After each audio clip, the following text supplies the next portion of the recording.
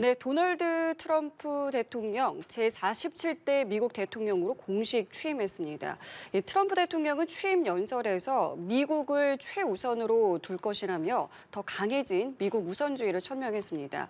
30분가량 진행된 취임사에서는 행정명령을 설명하는 데 상당한 시간을 할애하기도 했습니다. 네, 트럼프 2기 정부가 공식 출범함에 따라 한반도를 비롯한 글로벌 안보와 국제 무역 질서가 다시 한번 대변혁의 시기를 맞이하게 됐는데요. 관련 내용들 김진아 한국외대 LD학부 교수와 함께 이야기 나눠보겠습니다. 어서 오십시오. 네, 안녕하세요. 네, 안녕하십니까. 자, 트럼프 대통령이 취임을 했습니다. 먼저 취임사에 대해서 좀 어떻게 들으셨는지부터 여쭤보고 이야기 나눠봐야 될 것 같네요.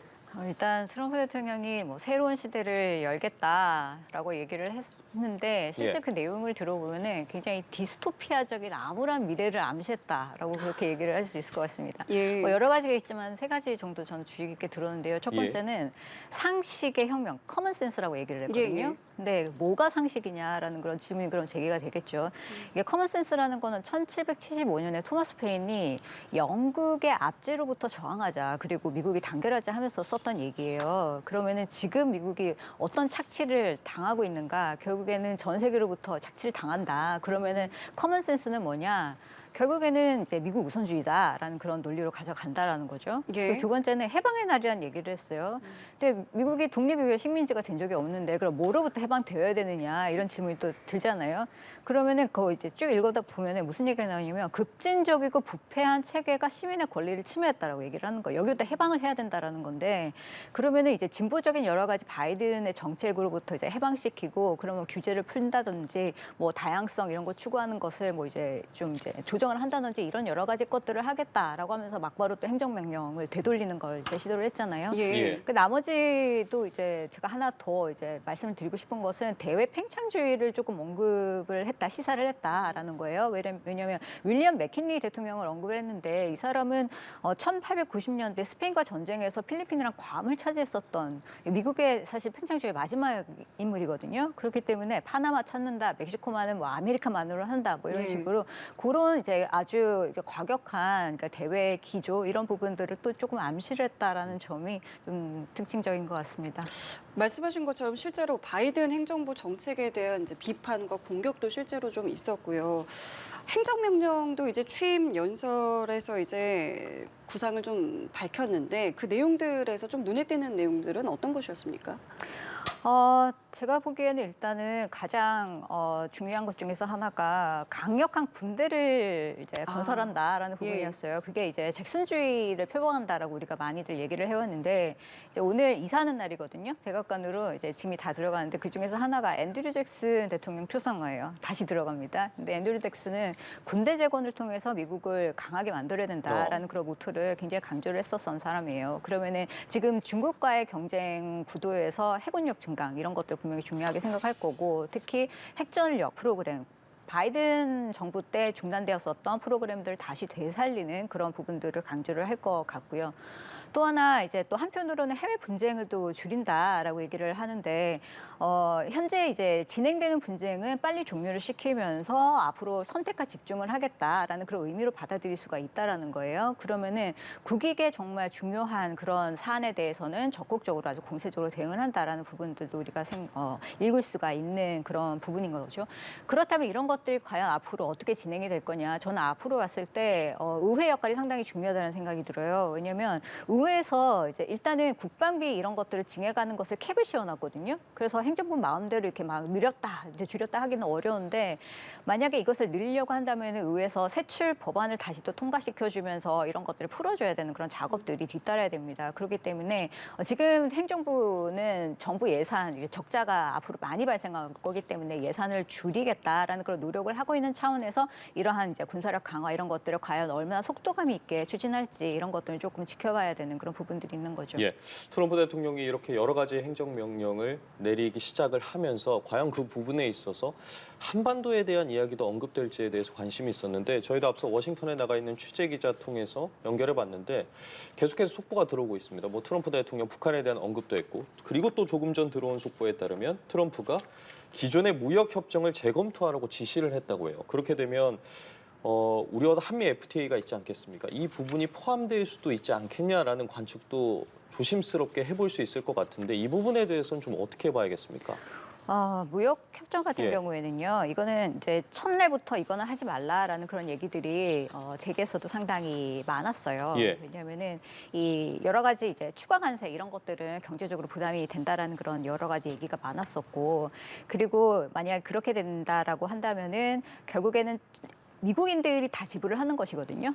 미국인들 다 지불을 하게 되고 그거는 누구한테 책임이 전가가 되느냐, 이 비용들은 다 이제 소비자한테 전가가 되기 때문에 국제무역위원회에서 최근 보도한 것들도 보면은 결국에는 이제 이것이 재정 확대 뭐 이런 것보다는 인플레나 뭐 여러 가지 경제적인 어떠한 이제 여파로 상당히 많이 퍼져나갔다라는 그런 얘기들이 상당히 많아요. 그렇게 되면은 일단 공급망 피해도 상당히 예상이 된다라는 거죠. 왜냐면은 뭐 소비재가 이제 만들어지려면 중간재, 원자재 이런 것들이 가격이 뛰어버리기 때문에 공급망을 어쨌든 재편을 해야 되는 그런 여러 가지 고민들을 안고 있는데 이런 것들을 어떻게 처리를 할 거냐 이런 것도 문제가 되는 거고, 그리고 이제 가만히 있을 국가가 분명히 없을 거고 보복 조치를 어쨌든 가지고 오면서 협상을 다시 하려고 할 거기 때문에 이런 부분들을 다루는 것도 상당히 어려울 거라는 거죠. 그리고 보편 관세라는 것은 미국의 국내법적으로는 없는 개념이에요. 미국이 어떠한 뭐 적자가 나거나 아니면은 부당하게 보조금을 상대가 매긴다라고 한다면은 FTA가 있는 국가 그리고 없는 국가 일단은 이제 차별적으로 이제 협상을 진행을 해야 될 거고요. 말씀드렸듯이 보편 관세라는 그런 개념은 없기 때문에 특정 국가 또는 특정한 물품에 대해서 일단 이런 것들을 시도를 할 수는 있습니다. 그 재량권을 근데 다시 한 번 더 말씀드리지만 의회가 굉장히 중요해요. 이제 의회가 일단 이런 권한들을 1기 같은 경우에는 굉장히 신속하게 부과를 하면서 트럼프 대통령이 협상을 할 수 있는 그런 길을 빨리 닦아줬단 말이죠. 근데 중국에 대해서도 지금 여러 가지 관세를 재조정한다라는 얘기가 나오고 있지만 지금 의회가 굉장히 분열이 되어 있어서 이런 부분들을 처리하지 못하고 있어요. 그렇기 때문에 물리적인 시간이 상당히 들어갈 것이다. 이런 부분들이 이제 중요하게 되는 겁니다. 그리고 민주당도 그렇지만 공화당 내에서도 이 관세에 대해서 좀 회의적인 사람들이 상당히 많아요. 그리고 관세라는 것은 결국에는 협상 카드로 활용하는 것이 더 바람직하다는 그런 목소리도 있기 때문에 앞으로는 계속 관세라는 그런 부분하고 그리고 다른 이슈들을 연계하는 그런 전략들을 쓸 거기 때문에 어떤 방식으로 이런 문제들을 함께 논의를 할 것인가 좀 전략적으로 준비하는 게 좋겠죠. 자, 그리고 트럼프 대통령의 오늘 발언 중에 또 하나 눈길 끄는 것은 북한이 핵 보유국이라는 발언을 직접 했습니다. 자신의 귀환을 반길 것이다라는 부분도 이야기를 했는데 글쎄요, 북한 문제에 대해서 뭐 어떻게 좀 접근을 할 거라고 보면 되겠습니까? 일단 대통령의 입장에서 뭐 개인의 생각을 얘기를 할 수가 있긴 하지만 북한 문제는 글로벌 전략 안에서 결정이 되는 거거든요. 그리고 그 글로벌 전략이라는 것은 비확산 전략이에요. 즉 북한만 생각하는 것이 아니라 전 세계적으로 테러 집단이라든지 아니면 적대 국가에게 핵물질이나 기술이 확산되는 것을 전부 다 막는 차원에서 북한 문제를 다뤄야 된다라는 거죠. 그러면은 북한 같은 경우에는 뭐 이제 독재 국가에다가 중동 간의 여러 가지 관계성도 있는 데다가 뭐 여러 가지 확산 위협이 굉장히 많은 국가이기 때문에 비확산 관점에서 이제 관리를 해야 된다는 것은 의회 차원에서 초당적으로 굉장히 지지하고 있는 그런 상황이에요. 국내적인 반발이 상당히 클 거다라는 거 앞으로 있을 거고요. 두 번째는 외교적으로도 북한 비핵화라는 것은 유엔 안보리 결의안에서 지속적으로 확인을 해와서 이제 문서화가 되어 있어요. 그러면은 이 문서화가 의미가 없게 만들려면은 다시 안보리로 가서 새로운 결의안을 만들어내면서 새롭게 뭔가 논의를 해야 되는데 어떻게 설득을 할 것이냐 이것도 상당히 시간이 걸리는 그런 부분인 거고요. 그리고 만약에 새로운 어떤 협상을 하겠다, 물론 뭐 아젠다 없이 그냥 만날 수는 있을 것 같아요. 하지만 정말 중요한 아젠다를 가지고 만난다라고 한다면 교환 거래 할 거가 있어야 되는데 그럼 북한에게 뭔가 이제 제한을 하는 인센티브에 포함될 수 있는 것이 뭐 관계 격상이라든지 아니면은 제재 완화든지 이런 것들이 들어간단 말이죠. 그때부터 이제 문제가 돼요. 왜냐하면 법제도적으로 이런 것을 못하게 막아놓는 것들이 굉장히 많고요. 그리고 의회가 만약 관계 개선을 뭐 대사코 정도까지 한다라고 한다면은 2분의 1이 참석하고 거기서 3분의 2가 또 찬성을 해줘야 돼요. 그렇기 때문에 예, 예. 의회 문턱을 넘는 것도 상당히 어렵고 그리고 이러한 것들 관계 개선을 해야 되는 조건으로 달아놓은 것들이 핵뿐만이 아니라 뭐 미사일이며 인권이며 뭐 불법 뭐 활동 이런 것들 전부 다 이제 우려를 해소해줘야 된다라는 그런 조건들이 상당히 많거든요. 그러니까 이런 것들을 생각을 할 때 과연 행정부 차원에서 얼마나 속도감 있게 북한과 실질적인 대화를 할 수 있을까? 이건 또 다른 문제라서 좀 더 지켜볼 필요는 있습니다. 그리고 지금 계속해서 들어오는 소식들 보면 트럼프 대통령이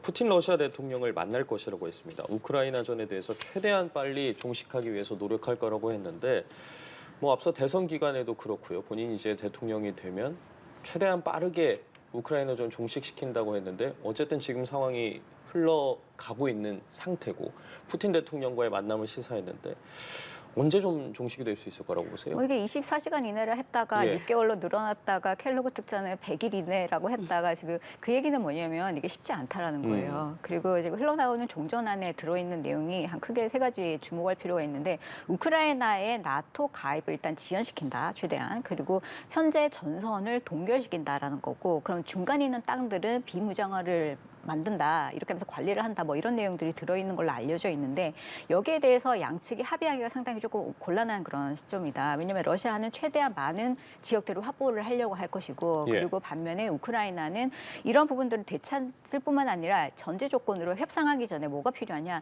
나토의 안전 보장이 필요하다라고 얘기를 하면서 자신의 고유 영토까지 안전 보장을 해달라라고 얘기를 하는 거예요. 분쟁 지역까지 이런 부분들은 해결하기 굉장히 어려운 데다가 포괄적인 이런 협정을 만들려고 한다면 이것도 상당히 왔다 갔다 이제 교환 거래를 논의를 해야 된다라는 거죠. 그렇기 때문에 상당한 시간이 이것도 물리적으로 걸릴 수밖에 없다고 저는 생각을 합니다. 예.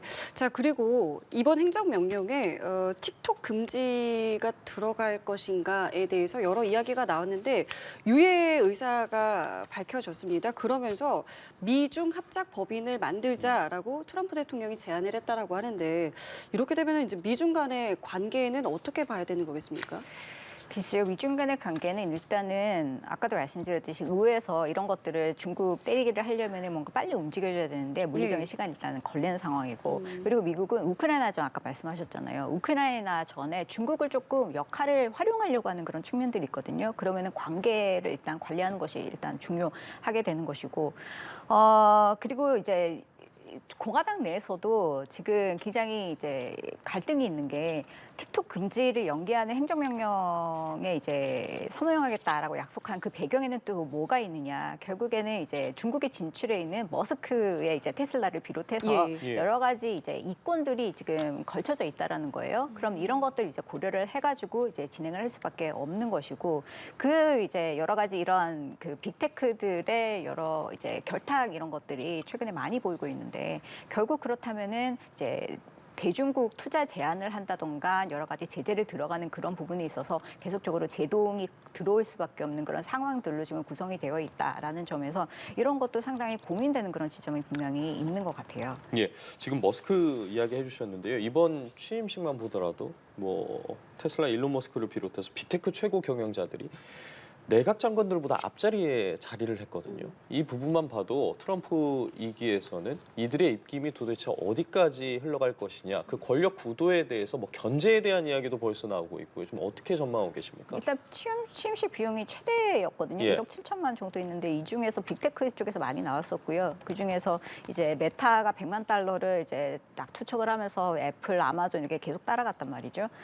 이것은 결국에는 대선 기간 때부터 이미 머스크를 주도를 해서 이제 빅테크들의 어떤 선거 자금이 많이 들어간 그런 여러 가지 이제 흐름에서 우리가 읽어볼 수 있는 것이고 과거에 실리콘밸리의 어떤 이 CEO들은 조금 민주당 성향이 강했는데 예. 이제는 공화당을 지지한 사람들이 많아진 것은 또 하나 이제 중간에 변수가 있었던 것이 제이디 벤스 부통령이 예. 실리콘밸리와의 그런 커넥션이 있어서 공화당과 연결을 한 지점이 있고요. 또 하나는 아무래도 이제 행정부와 이제는 전략적인 제휴를 맺은 것이 아니냐. 왜냐하면 정부 효율성 기구를 머스크가 리드를 하면서 결국에는 추진하려고 하는 것이 여러 가지 규제를 풀고 그리고 온라인 플랫폼 검열 이런 것들 좀 완화를 하거나 디지털 화폐 이런 것에 좀 유리한 정책을 쓰거나 또는 AI를 비롯해서 기술 이런 발전을 훨씬 더 중시하면서 윤리적인 문제를 조금 피해가는 그런 여러 가지 이득을 사실 추구할 수 있는 그런 여러 가지 플랫폼들이 생겨나 버린 거예요. 그렇기 때문에 이러한 여러 가지 이제 이해관계가 계속 맞물려 있다라는 그런 점들을 앞으로도 좀 지켜봐야 될 것 같습니다. 그렇기 때문에 바이든 대통령이 마지막으로 연설했었던 것이 이 기술 엘리트의 독과점 이것을 이제 위협으로 규정을 하면서 주의를 해야 된다라고 얘기했었던 것도 이러한 정황들을 좀 반영한 발언이라고 볼 수가 있습니다. 예, 알겠습니다. 트럼프 대통령의 취임과 관련해서 들어오고 있는 속보들 지금까지 김진아 한국외대 LD학부 교수와 함께 이야기 나눠봤습니다. 오늘 말씀 고맙습니다. 예, 감사합니다.